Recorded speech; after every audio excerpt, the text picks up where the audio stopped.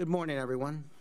This morning, we welcome Secretary of the Treasury, Stephen Munuchin, to testify on the Department's fiscal 2020 budget request. Mr. Secretary, thank you for being here today. The FY20 budget for the Department of Treasury is $12.7 billion, which is $62 million below the FY19 enacted level. In addition, the budget proposes $362 million in BCA cap adjustment funding for IRS program integrity activities. As in prior years, the request again proposes cuts to IRS that will reduce the resources available to support taxpayers and weaken the agency's ability to protect the integrity of our tax system. The request again proposes to eliminate funding for discretionary grant programs within the Community Development Financial Institutions Fund, and goes a step further by proposing to rescind $25 million in CDFI funding that Congress restored in the FY19 bill. And it again slashes funding for the Special Inspector General for TARP by 24%, despite the continued obligation of billions of dollars for TARP programs that will continue into 2023. While there are many areas of concern in the administration's request, I do want to call attention to one bright spot. I am pleased to see the budget includes increases for both the Office of Terrorism and Financial Intelligence and the Financial Crimes Enforcement Network. I look forward to hearing from you today on how the Department plans to use these funds, in addition to the significant increases that Congress appropriated in FY18 and FY19 to enhance efforts to combat terrorism, financing, and money laundering, and to enforce economic and trade sanctions. Lastly, I must take this opportunity to comment on the Department's plan to divert up to $601 million from the Treasury Forfeiture Fund to pay for the construction of physical barriers along the southern border. I understand $242 million has already been transferred to the Department of Homeland Security. This is $242 million that could have been used to augment IRS criminal investigations. $242 million that could have been used to support Homeland Security investigations into financial crimes, money laundering, human trafficking, and intellectual property theft. $200 million that could have been used and spent on tools to help the Coast Guard team search for illegal drugs on board vessels at sea. The decision to redirect these funds toward border fencing recklessly undermines the ability of Treasury and Homeland Security to address known threats and instead use it for a symbolic campaign promise. Before I turn to our witness for his statement, I would like to recognize Mr. Graves for his opening remarks. Thank you, Mr. Graves. Thank you, Chairman Quigley.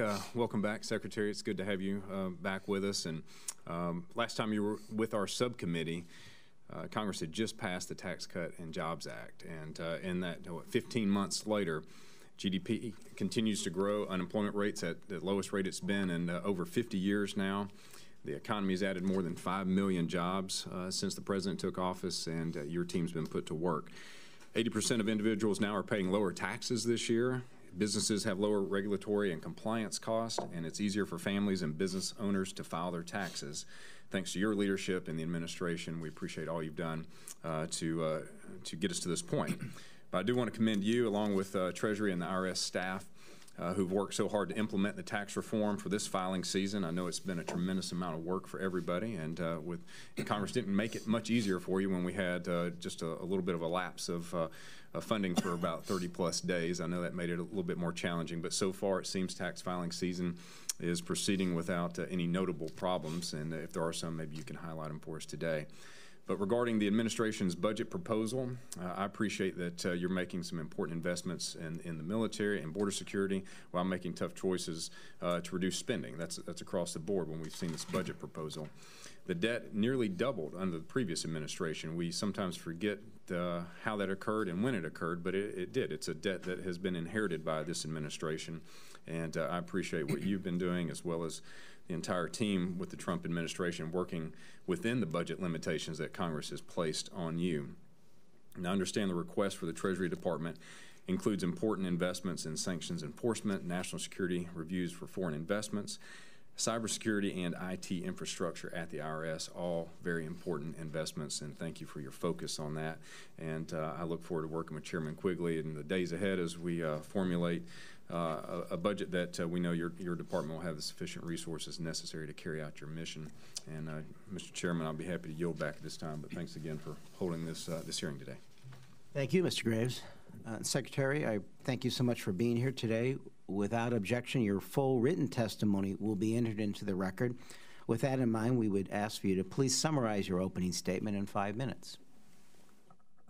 Thank you. It's a pleasure to be here with you today. Chairman Quigley, Ranking Member Graves, and members of the subcommittee, I'm pleased to join you today to discuss the President's fiscal 2020 budget and the priorities for the Treasury Department. I am proud to report that President Trump's program of tax cuts, regulatory relief, and improved trade deals is resulting in the strongest economic growth since 2005 and the best job markets in generations. I would like to highlight some key issues for you today. I would note that opportunity zones are a key component of the Tax Cut and Jobs Act. They will help more Americans benefit from our strong economy. Opportunity zones offer capital gains tax relief for investments in businesses in distressed communities. We are seeing a great deal of enthusiasm for this policy across the country. The administration is making trade a top priority. I urge all members of Congress to support the passage of the U.S.-Mexico-Canada Agreement. It will create the highest standards ever negotiated to protect intellectual property rights, provide strong support for small and medium-sized businesses, encourage manufacturing, open markets for American agricultural products.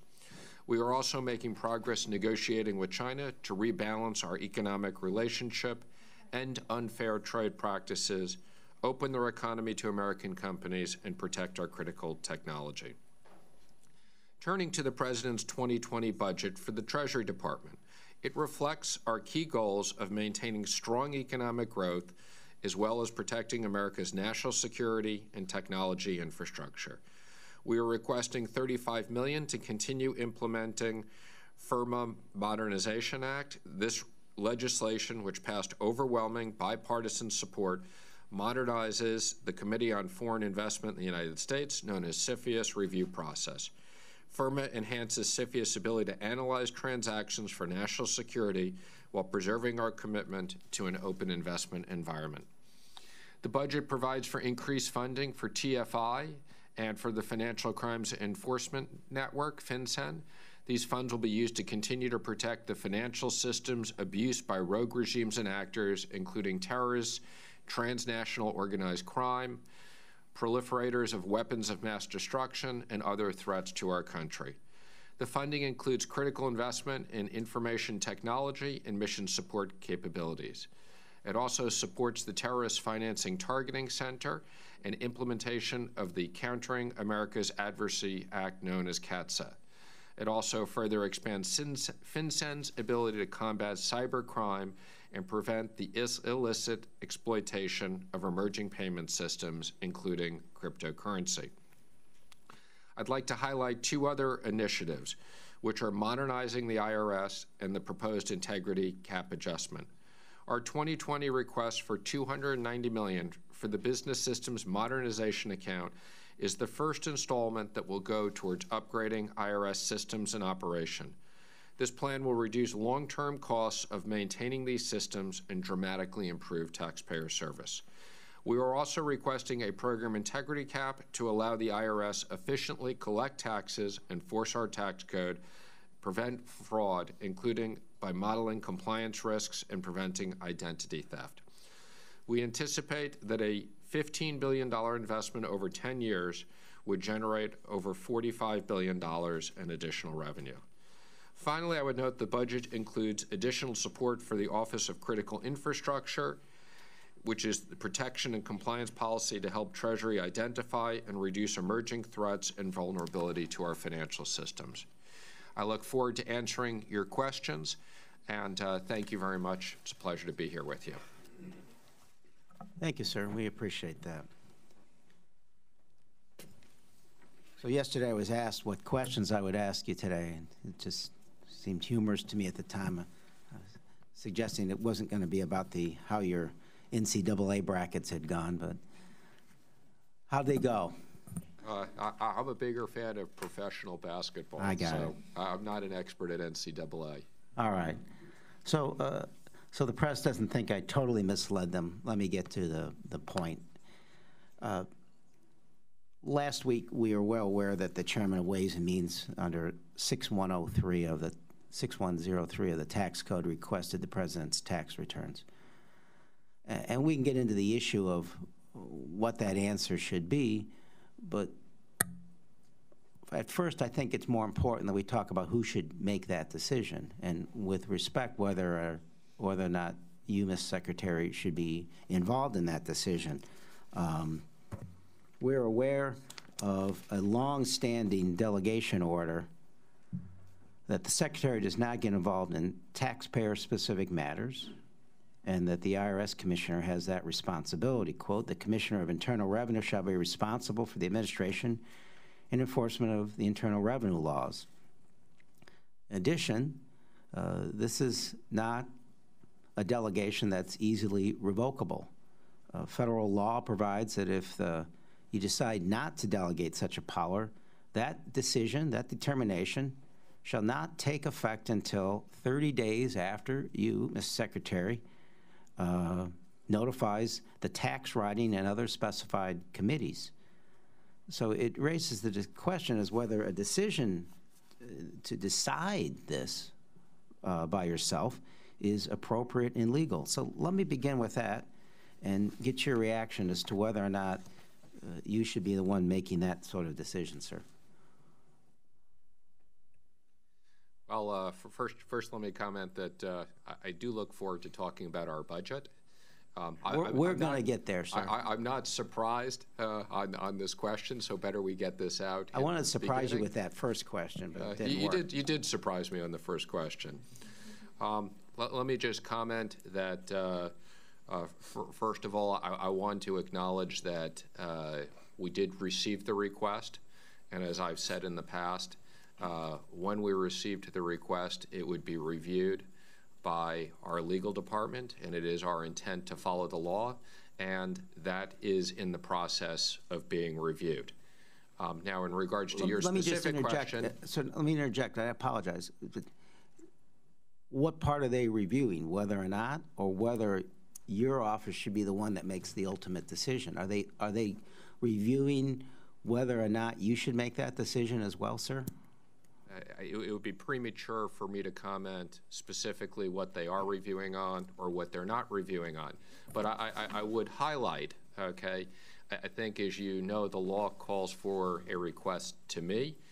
As you've said, there is a tradition of delegating certain responsibilities. I would just comment that it is my responsibility to supervise the commissioner.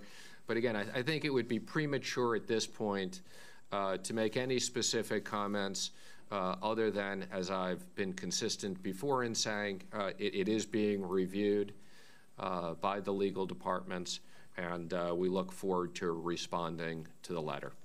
Well, in case they're curious, we can reference Treasury Order 150-10 and Section 6103, which talks about the disclosure to committees of Congress on these points. And we go back, that was April 22nd, 1982. The previous order dates back to St. Patrick's Day, 1955. So it would seem that the matters of who makes the decision is pretty clear. My concern is that we're going to get past that point, and the decision as to whether to pass these on will have already been made. But let me ask you in the meantime, the White House Chief of Staff made his thoughts on this pretty clear. Have you spoken to the White House Chief of Staff or the President about this decision? I have not spoken to the White House Chief of Staff or the President about this decision. Has anyone from the White House talked to you about this decision? To me personally, or to other people within my department? Well, you personally first, and to other people second. I have not had any conversations with anybody in the White House about this issue Any personally. Communication? I personally have not had any communication with anybody in the White House, although I want to be specific, that relates to me and not everybody at Treasury. Okay, so to your knowledge, has anybody in the administration communicated with anybody in your office about this decision? Our legal department has had conversations prior to receiving the letter with the White House General Counsel. And did they brief you as to the contents of that communication? They have not briefed me to the contents of that communication. I believe that was purely informational. You believe what was purely? I believe that the communication between our legal department and the White House General Counsel was informational, that we obviously had read in the press that we were expecting this. So they communicated just to say expect this, or did they talk about their views in any way, shape, or form as to how you should Again, respond? Mr. Chairman, I want to be clear. I personally wasn't involved in those conversations. Again, I want to be very clear and not be misleading. I acknowledge that there were conversations. I am not briefed on the full extent of those conversations. And I would also just comment, those have been prior to us receiving the notice. Yeah, because they saw the handwriting on the wall. I think, as you know, it was widely advertised in the press beforehand, so this wasn't exactly a state secret that we thought we'd be getting it. I think this committee would like to know if in those communications the White House expressed their desire to you or anybody else at Treasury what their views or how you should act on this matter. So if you could pass that on, sir, we would greatly appreciate it. I'll pass on to Mr. Graves now. Thank you, Mr. Chairman.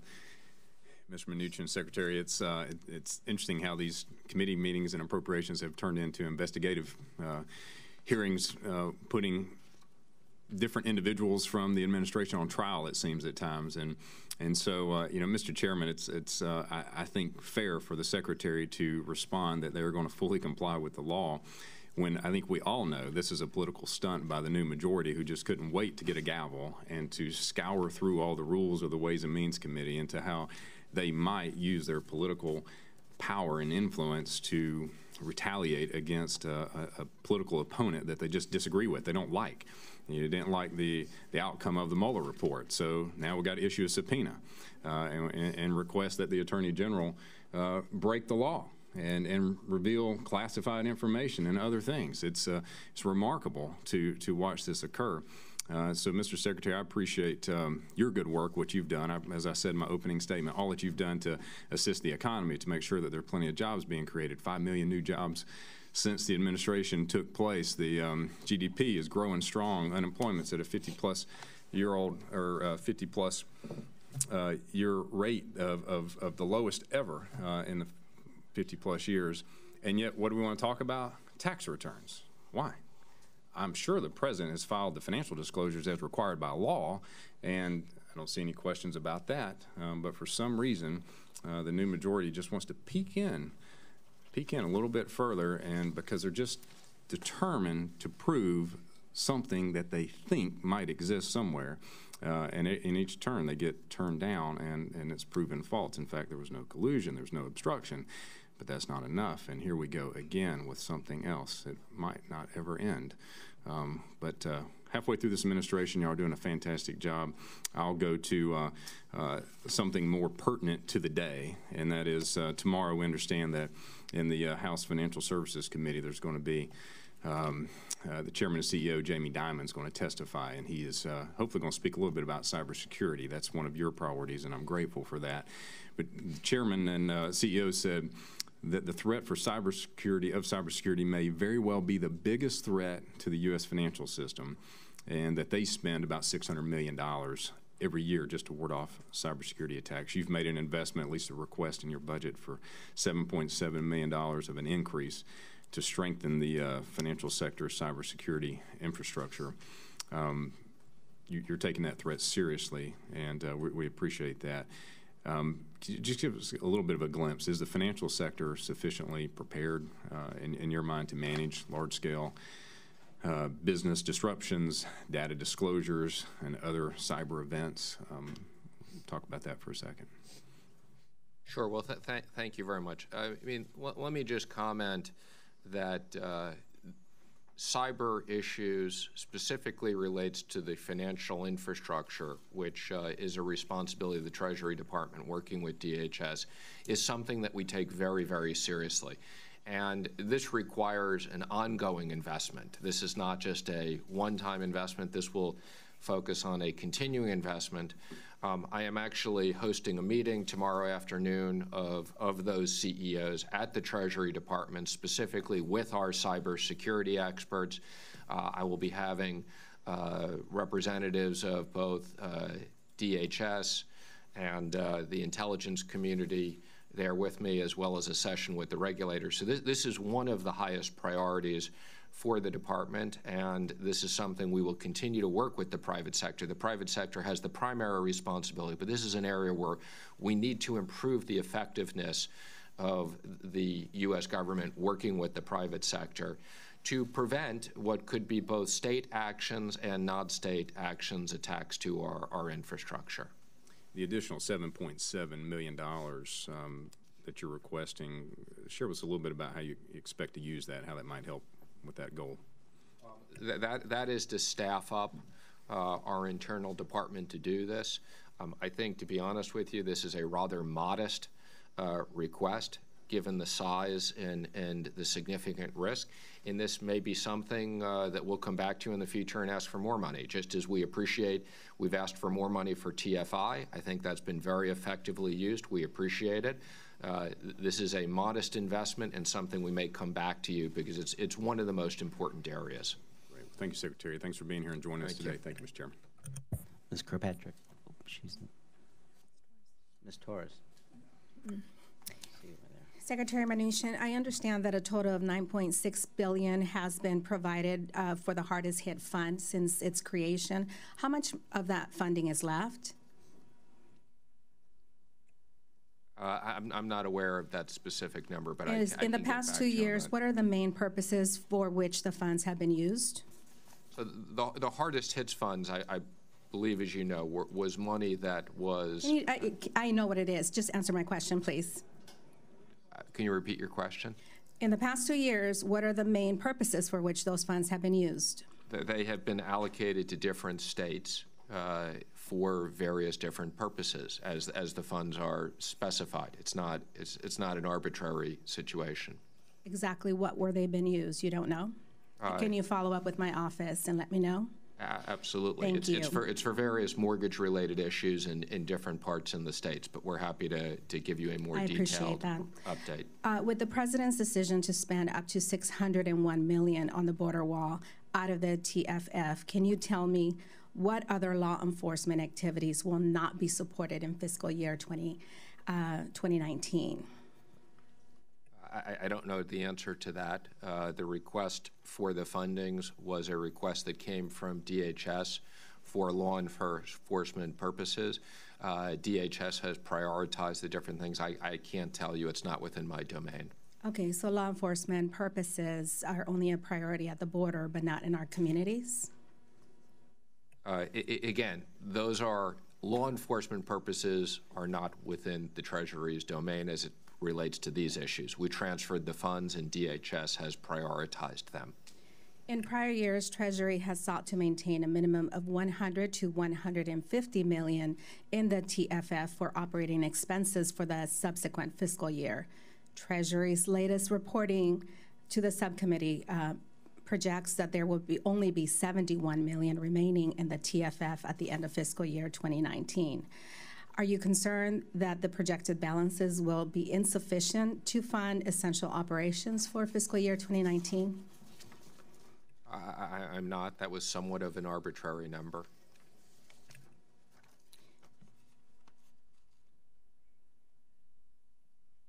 I'm sorry, I thought I answered. I said I'm not concerned. The $100 million was a somewhat of an arbitrary number. Is that enough? 71, that number that you have that is projected to be left, is that enough to fund current activities? I believe it could, but we'll look at that in the context of our overall funding. Okay, moving on to CDFIs. In California's 35th district, which I represent, there are 252 loans and investments that were made using resources supplied by CDFI funding, totaling nearly $37 million. This means that more for small family-owned businesses. In crafting the fiscal year 2020 budget, you had a fantastic opportunity to change, the fact that there are cuts to this program. but you didn't. You're proposing a 94% decrease. Can you tell me why? Sure. Well, let me just acknowledge that I do believe that the CDFI program does make significant contributions to certain communities, and I've seen this firsthand, both in my role at Treasury and my prior experience. This was just a difficult decision of allocating money between different priorities within the Treasury, and we look forward to working with you and the committee as you ultimately decide how we spend the money. I just want to clarify, certain communities are the communities that I represent, which are made up of the working poor. These are people that are working 2 or 3 jobs, that don't have a checking account that can match yours or anyone else in this room probably.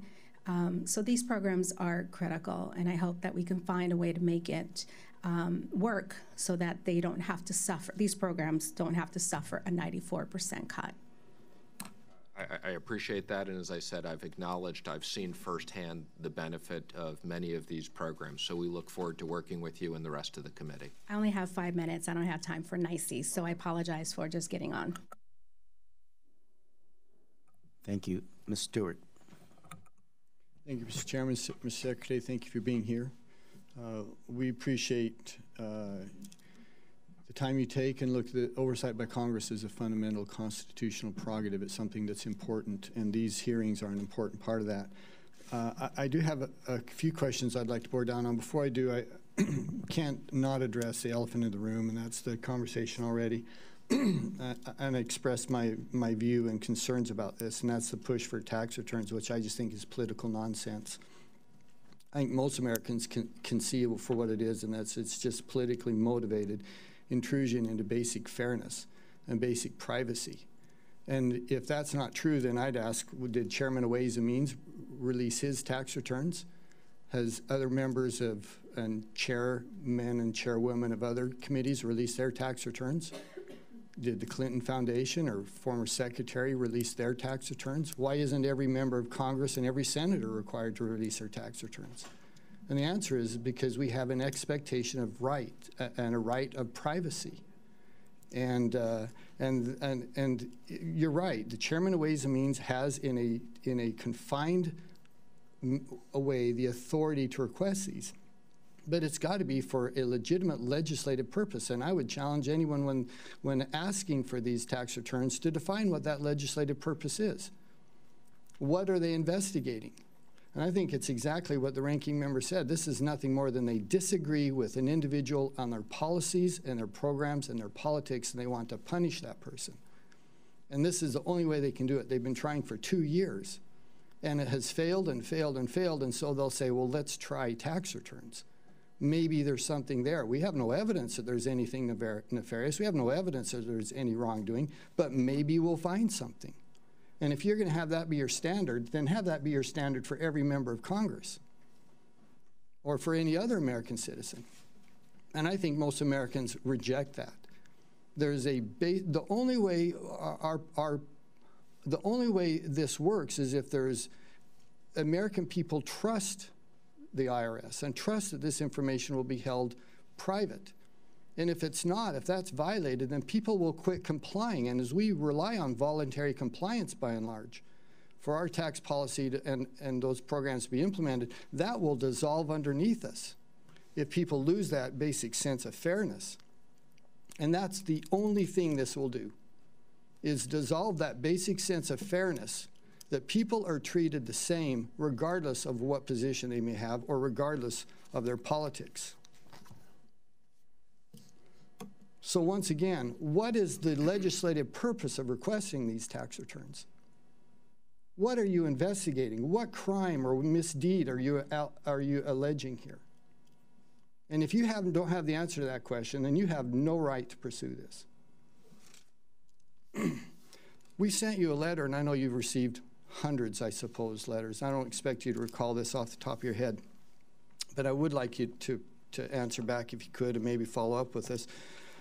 I have supported sanctions against Russia in almost every fashion. I think they're a very important tool for us to punish them and to change their behavior regarding America's interest. The Counting Americans' Adversaries Through Sanctions Act was one I supported. It includes sanctions on financial services, energy, and defense.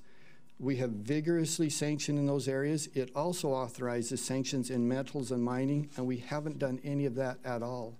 Mr. Secretary, we sent you a letter last fall requesting that you look at the sanctioning Russian potash. Now, this is important to me because the only potash producer in the entire country is in my district. And I'm wondering if you can give us an update on a response to that letter and what your views are regarding our concerns in that letter. Sure. Well, first of all, let me just say I actually do make a point of trying to read all the letters that come in, and I can't always recall all of them, so that's why my staff appropriately just gave me copies of this. But let me just first acknowledge sanctions are a very important tool. We've used them, I believe, very effectively against Russia. We will continue to use them against Russia for bad behavior, to try to change behavior. I want to be careful in a public setting that we don't comment on future sanctions, but I can assure you that my office will follow up. Your request is something we're taking very seriously, and without implying we're going to do something or not do something because I don't want to publicize it, I can assure you we're taking your request very seriously. Okay, and my time has expired, but I would add this. Thank you for taking it seriously. We sent this letter nearly 6 months ago. Whether you agree or disagree, I do think that you owe us a response on this. So we would look forward to your formal response to this request. And Chairman, thank you, and I yield back. I think we actually did respond to it, so I apologize if there's been some confusion on that on March 11th, but we'll get you another copy. Thank you, Mr. Secretary. I'm sure that President Obama is relieved that the Republicans didn't use their oversight authority and committee structure to analyze and dissect any part of his administration. So I'm sure he's relieved that that never happened. Mr. Cartwright. Thank you, Mr. Chairman, and thank you, Secretary Munuchin, for joining us again this year. Just down the hall, we have Attorney General William Barr. Did you guys take the same cab over? We did not, but as I referenced before, I'm sure his is even more interesting than ours is this morning. Don't sell yourself short, Secretary. And if you do happen to bump into the Commerce Secretary, we're still waiting for him to show up. We're waiting by the telephone. We'd still love to hear his testimony this year.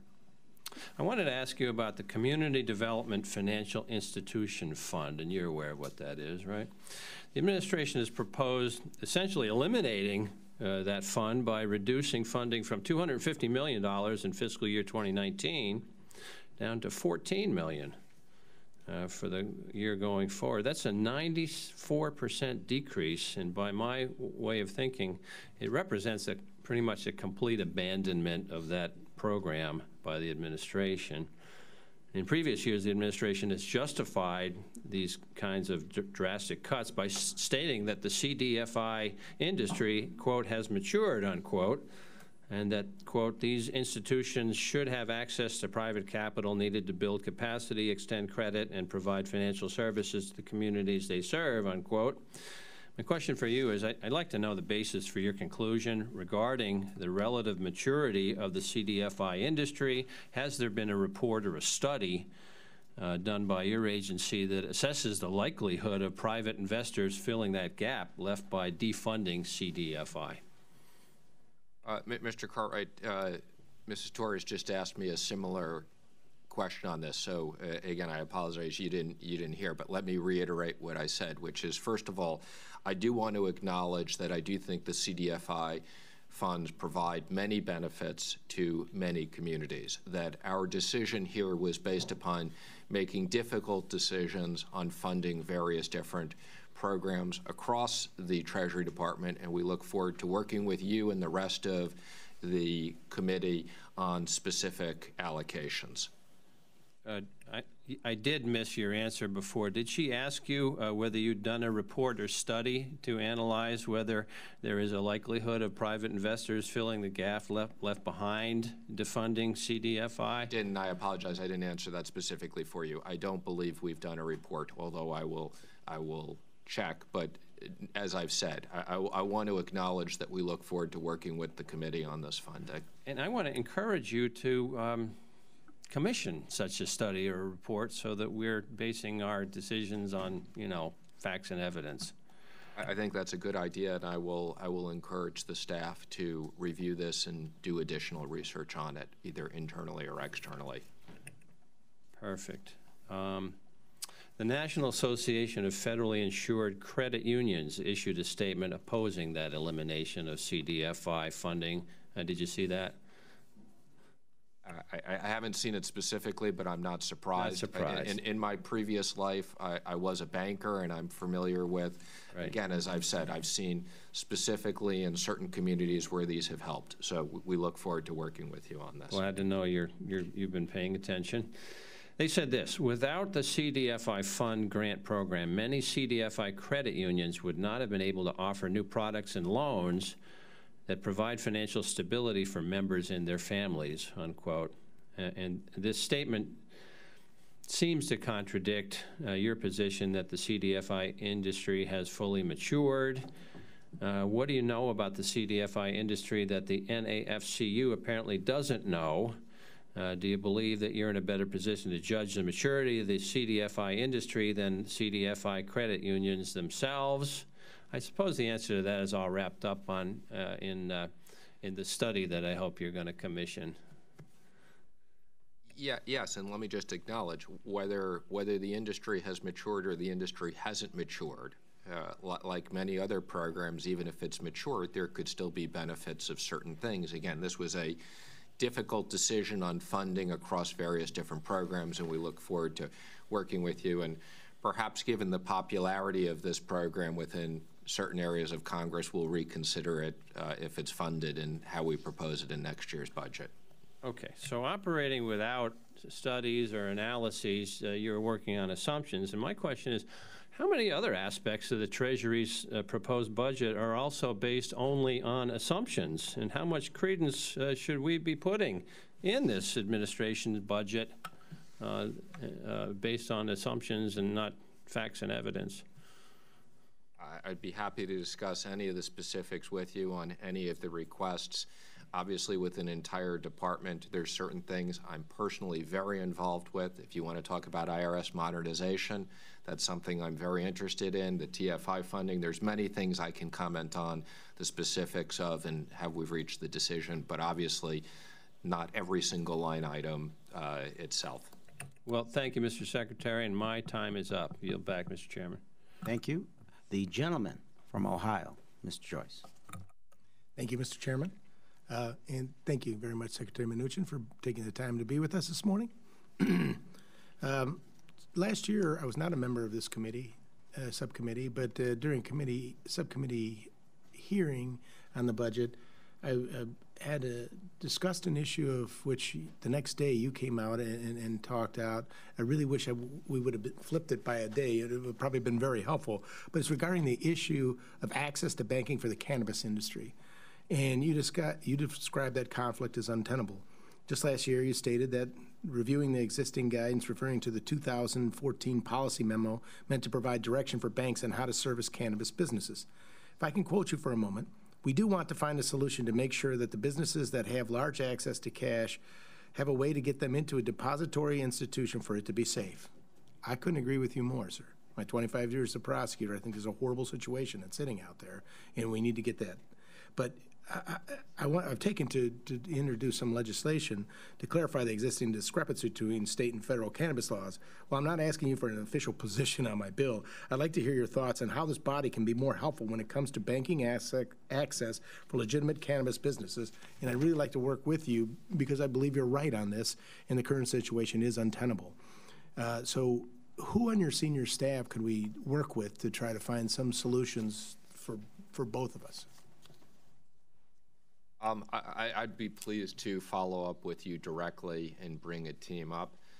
Again, without having a policy view on the conflict of federal law versus state law, for many areas that fall under the Treasury Department, this creates a significant conflict. Everything from the IRS, which wants to collect taxes and has to build specific cash rooms, to hold cash, to me working with the banking regulators where there are conflicts. So I would encourage, this is something that we're happy to, we're not taking a policy position on the conflict of federal versus state, but this is something that it does create a conflict in our ability to administer many areas. Certainly, if you went and spent $20,000 cash on a car, you'd kick off a SARS, and if you come in to pay your taxes with $100,000 in cash, please come on in. You know, we'll gladly accept it. That, to me, doesn't make any sense. It needs to be something we need to work to cure, and I look forward to working with you on that. But Treasury has issued guidance clarifying that certain tax-exempt bonds maintain tax-exempt status when refinanced, but has not yet issued such guidance for the tribal economic development bonds. Tribes are beginning the process of refinancing their bonds now, and in the absence of such guidance, will face significant and unanticipated cost increases. Does Treasury still intend to issue such guidance, and if so, will you please do so and expedite its completion? We're in the process of issuing, as you can imagine, an enormous amount of guidance as it relates to the Tax Act. So I'm not aware of this specifics, but I assure you I will check with the staff and we will follow up with you to see where that is. We have many hearings on today, and I'm the ranking member in Interior where these Indian issues will come up, tribal issues will come up more often. So that's why I have an interest in making sure that we can fix those. I completely understand. Thank you. And, you know, another one was that the Treasury Tribal Advisory Committee was authorized in 2014 to advise the Secretary on all tax matters related to Indian country. Appointees to the committee have been chosen by Congress and Treasury, and the charter is written. Unfortunately, Treasury has never convened a meeting of this committee. Is it your intent to convene a meeting of this committee, and if so, when? I wasn't aware that we hadn't done that, so I appreciate you bringing it to my attention. I have no idea why. It sounds like we should convene that, so we will follow up with that. Thank you for bringing it to my attention. Well, thank you for following up.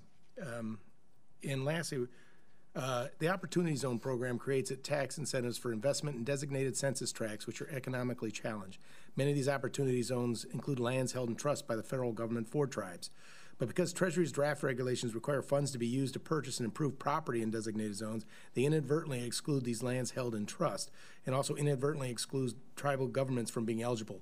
Will you look into this matter, and if the exclusion was in fact inadvertent, can do what you can to ensure that the final regulations include tribal governments and lands held for these tribes and trusts? Yes, that issue I'm somewhat more aware of. And let me just comment in general. I think the Opportunity Zones are a very important program, and this is something that I hope that people can work across party lines as we continue to implement this. There are some technical issues, as you've said. This is a highly technical issue that we're trying to figure out how we solve. We don't yet have resolution to. I certainly appreciate your time and being here today. And on behalf of my other members who might have got up and left, there seems to be only 4 of us on every committee. And as you know, there's other hearings that are taking place today. So they've left to attend other hearings. I will be leaving, and it has nothing to do with disrespect for you, sir. It was just the fact I have other hearings we have to attend as well. I yield back. Thank you, sir. And the gentleman should be commended for his clear, consistent, ongoing concern for the issue related to cannabis banking and the related issues that go with it. And Mr. Secretary, I want to touch on, before we go where we started this, but you're correct in discussing the issues of FY20. Let me let you take some time to address an area of concern that's come to our attention, and that is the reports that the quote is mass exodus of staff due to internal disagreements and lack of direction. Can you address the concerns within Treasury of loss of staff? I don't believe we have. So if there's specific questions you have, but we have not lost staff due to issues or anything else. So despite what may or may not be written in the press, it's just not factually correct. I just wanted to get your answer, sir, on the record. But toward that end, FY 2020 proposes to cut funding for the Treasury Inspector General for Tax Administration by $4.25 million, and to hold the Treasury Inspector General at flat funding despite the extraordinary growth in funding for other department offices, including a $41.4 million increase for department salaries and expenses, $7.7 for Office of Terrorism and Financial Intelligence, So there are parts of the agency that are growing, except for those that oversee and do inspections of how you are doing. Can you justify at this point in time cutting the watchdog while parts of the agency are otherwise growing? Again, we'd be happy to follow up with your staff on the specifics of any of this. So I think when you drill down into the numbers, you can't just look at the headline number. You have to look at, in the case of the departmental offices, as I said, it's specific increases in areas like CFIUS and others that are for national security. As it relates to the Inspector Generals, I fully support the role of the Inspector Generals in the department, both in taxes and other areas. And again, we'd be happy to go through the specifics of how these were built and the recommendations. What's your initial reaction to the fact that at least one of those Inspector General offices is going to be cut and the other one will get flat funding? I can't imagine anyone believes that their agency is of a mind that it can't be inspected and shouldn't have a hearty inspection of those issues that they are working on. Well, the significant reduction, the only significant IG reduction is the area of TARP, and the reason for that is that program is discontinued. So still has programs that are going to be operating, funding through for some period of time, though, right? And again, we're happy to go through the specifics, but those ongoing programs are overseen by other people, okay, outside of the Treasury Department and have very specific reporting requirements. So again, we're happy to sit down with your staff and go through any of the specifics. I want to acknowledge we think that the IG's role, particularly I would comment in the area of tax administration is very important. Sure. Well, and TGITA is cut, but obviously the IRS is growing. And hopefully growing to a significant amount to be able to continue its job. But thank you. Ms. Joyce? We got to go back and forth. I would certainly defer if Ms. Torres has a question at this time. Ms. Torres. Thank you, and thank you for bringing up the issue of cannabis. When there's so much cash around, it creates a lot of problems. And you know, when I look at crime around facilities that sell cannabis, it's a big issue in our communities, and I hope that you will take some time to look into that. I want to go back to the issue of forfeiture funds. I just want to get clarification that the funds required to operate the TFF, the amount that you gave us, $71 million, is an adequate amount to leave in the fund that we should consider? I believe it is, but since you've asked me the question twice, what I would say is, let me go back and just confirm that with my internal group, because you're obviously have raised some concerns about this, and we will follow up with your staff to make sure that we're 100% comfortable on that and can update you on why we feel that's the case. I appreciate that, and I apologize. Usually I like to send my questions in advance so that our guests are prepared to answer my concerns. It would have been helpful if the chairman had sent me the question about the NCAA in advance. So I want to talk about the Northern Triangle countries, Guatemala, El Salvador, and Honduras. Obviously, you know, we have a humanitarian crisis at the border with, you know, hundreds of people coming north. Very difficult situation there, not only with crime, but very, very corrupt governments. It's unfortunate that we have provided very little political support for CSIG, which is, you know, the UN investigative body that is commissioned, that is there to help provide support to the Attorney General, and in Honduras is MOXIE. Last Wednesday, April 3rd, the Department of State provided Congress with a list of corrupt officials from the Northern Triangle countries, which was required by my amendment in fiscal year 19 in DAA. As I've already said publicly, I was very disappointed with that list.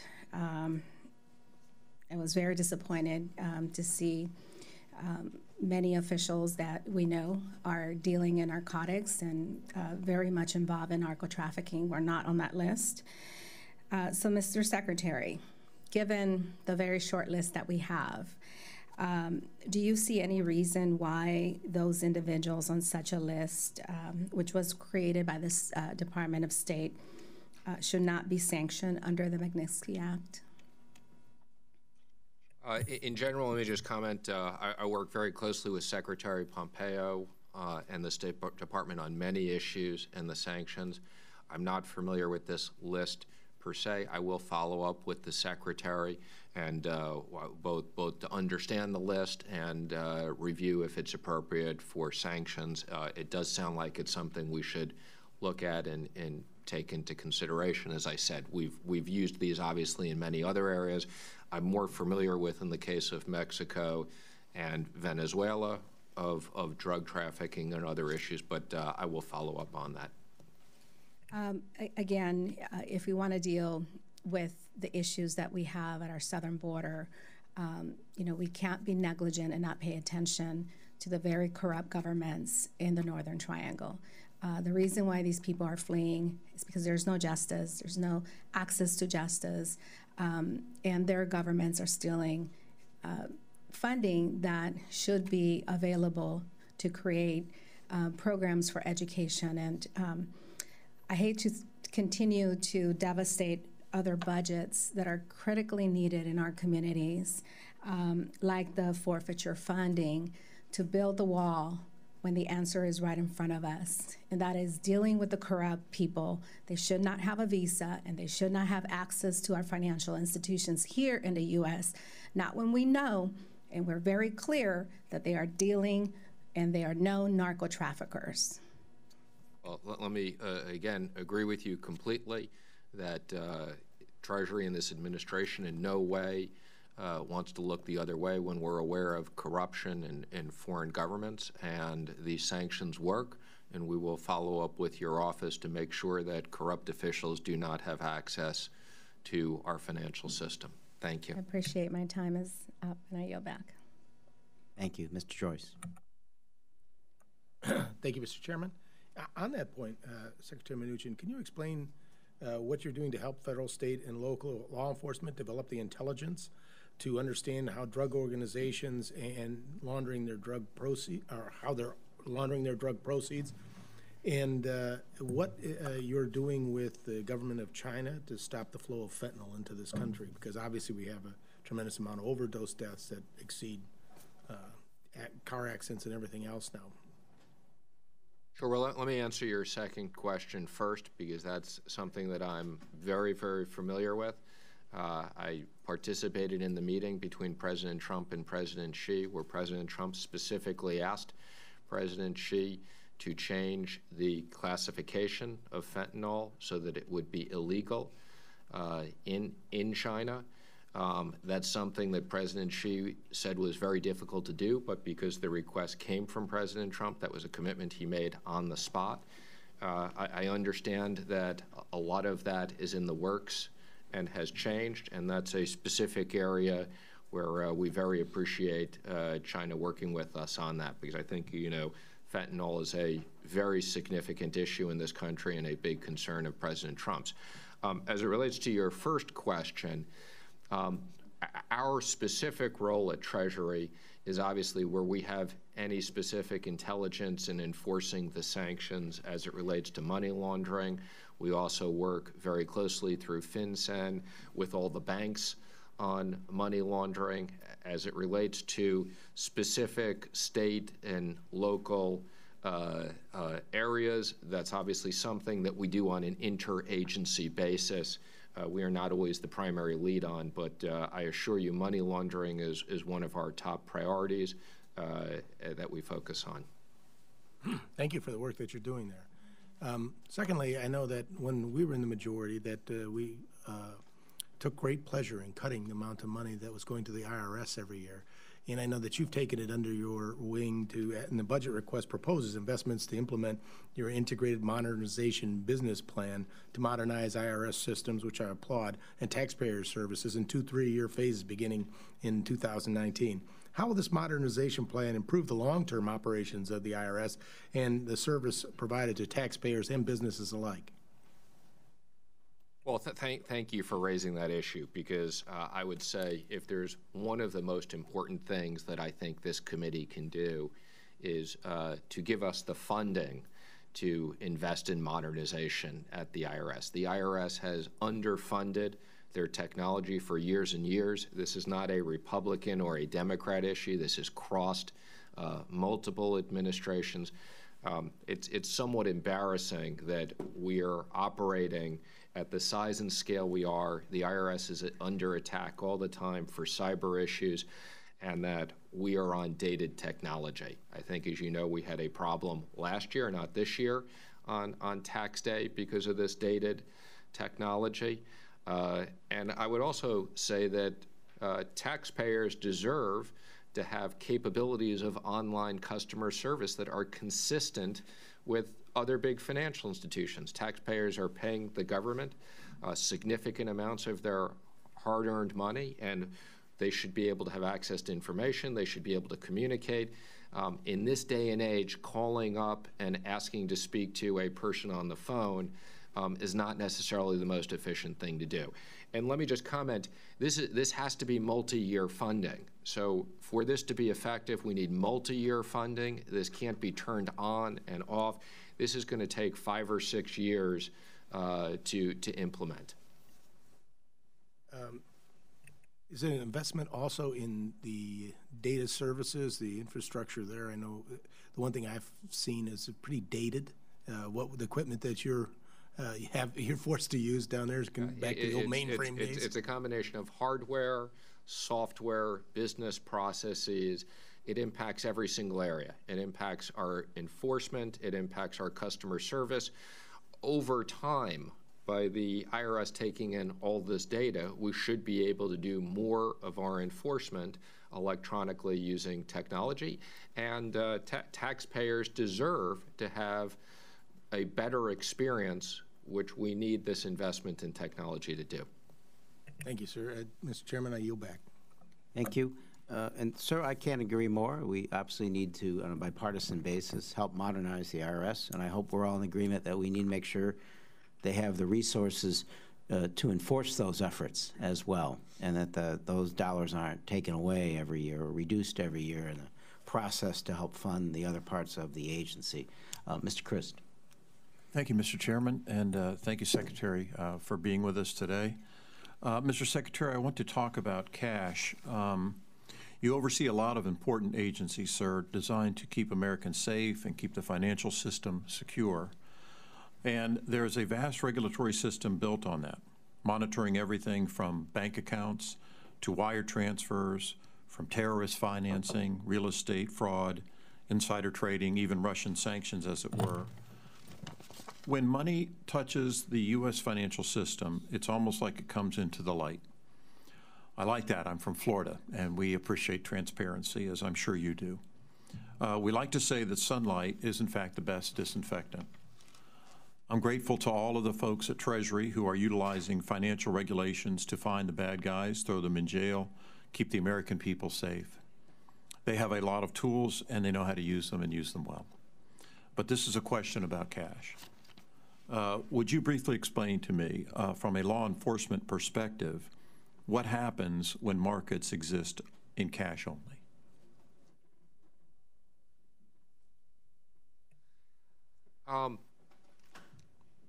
Well, first of all, thank you for your acknowledgement of the many areas. Cash, obviously, particularly as it relates to the U.S. financial system, we need to be able to track cash when it comes in and out of the banking system so that cash transactions are not used for illicit purposes. I would also say a big focus of ours has also been crypto assets for similar reasons, that cryptocurrencies can be used like cash for illicit activities. So cash is something that is very important to monitor. On the other hand, I do just want to acknowledge, despite the world that we live in, which is going more and more digital, the worldwide demand for U.S. cash is significant. And we, being the reserve currency of the world, we have to be careful in being able to properly enforce and monitor these cash transactions with that. Yes, sir. It seems like from a financial crime standpoint, money laundering, tax evasion, even armed robbery, cash only isn't great. It seems like as policymakers, you and I would want to steer commerce out of the all-cash space and into regulated space. Would you agree with that by and large? Again, I want to be careful because, yes, as a general matter, okay, cash transactions create a more complicated regulatory environment. On the other hand, as I said, I want to be very careful that we don't regulate that you can't use cash.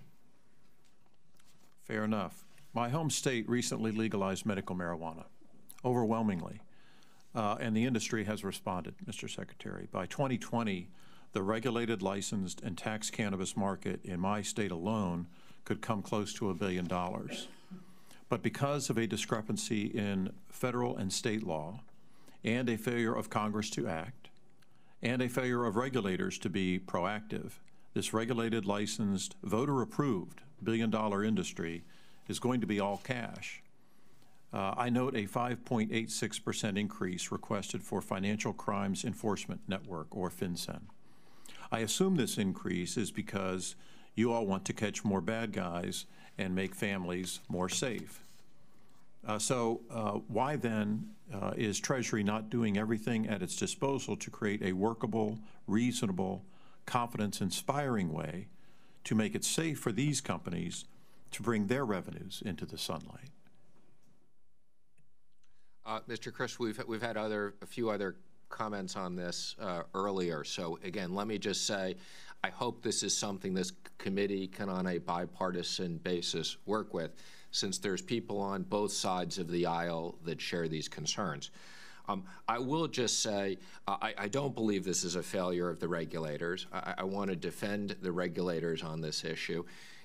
The problem is, okay, there is a conflict between the federal law and the state law. And I'm not making a policy comment on what the right outcome is, but I too share your concern, whether it's my supervision of the IRS, where I've already said we have to build cash rooms to take in cash, which creates all different types of security issues. There is not a Treasury solution to this. There is not a regulator solution to this. If this is something that Congress wants to look at on a bipartisan basis, I'd encourage you to do this. This is something where there is a conflict between federal and state law that we and the regulators have no way of dealing with. Thank you. Your encouragement is appreciated, Mr. Secretary. Thank you so much. Mr. Chairman, I yield. Thank you. I'm going to close by commending you as I did in the beginning and questioning you as I did in the beginning. Again, I want to thank you for the notion of including increases for both the Office of Terrorism and Financial Intelligence and the Financial Crimes Enforcement Network. We want to work with you to make sure we use those precious resources appropriately. Mr. Chris talked about transparency. He was quoting the people of Florida, but it's actually Justice Brandeis that sunshine is the best of disinfectants. Respectfully, sir, I would disagree with you in the notion that your office should be reviewing this decision, the request coming from Chairman of Ways and Means at all. But in the final analysis, I think you need to appreciate the fact, and I'm asking you if you do, what Mr. Chris brought up. There's a reason that presidents release their tax returns, right? There's a reason these regulations were put in place and the ability to do this. And it's certainly not anything novel has been suggested recently. Richard Nixon, Gerald Ford, Nelson Rockefeller all had congressional hearings relating to their tax returns. There's something you trade off when you do what the President of the United States does. And it's generally the notion that the public has a right to know and make the decision on their own, whether a lawmaker is making a decision based on their own interest or on someone else's.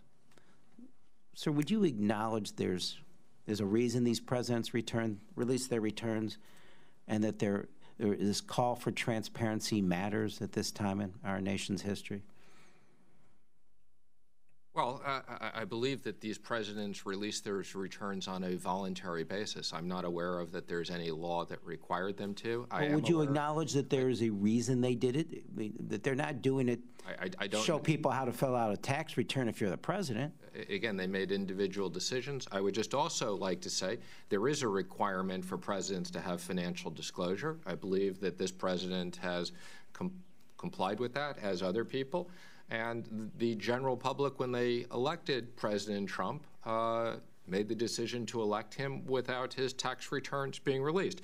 Now, since we opened with this, okay, I guess I just can't help. We can do better with an answer. I just can't help but say, since you made the comment on President Obama and being looked at, I am sure there are many prominent Democrats who are relieved that when Kevin Brady was chairman of the committee, that he didn't request specific returns. But anyway, it is a pleasure to be here with you today. And President Obama released visitor records. President Obama was more transparent than the last 10 presidents. I wasn't referring to presidents. I was referring to other members of Congress, prominent Democratic people who may support people, ordinary taxpayers. But in any event, it is a pleasure to be here with you today to address the funding, and we look forward to working with you on many of these bipartisan issues. And this is a technical question that someone asked. Will you submit DHS's request for funding for the record?